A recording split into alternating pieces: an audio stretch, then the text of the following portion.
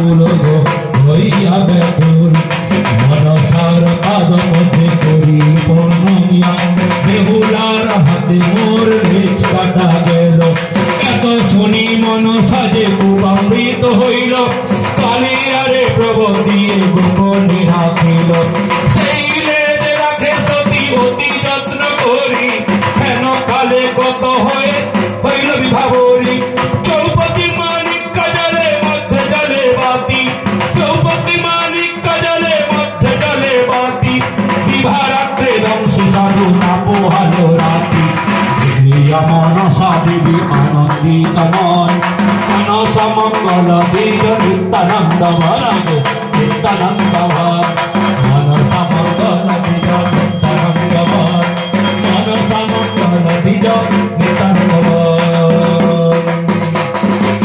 বেহুলা বলেন আমি কান্ত না ছাড়িব স্বামীরে বাঁধিয়া গলে আরে জলেতে ভাসিব গো জলেতে ভাসিব। মনসা বলেন শোনো আমার বচন অপরাধ নাহি করে সাধু লক্ষিন্দর তারে যদি তোরা সব গিলিবে মগর ধ্বংসবাদ হবে তবে সমুদ্র ভিতর।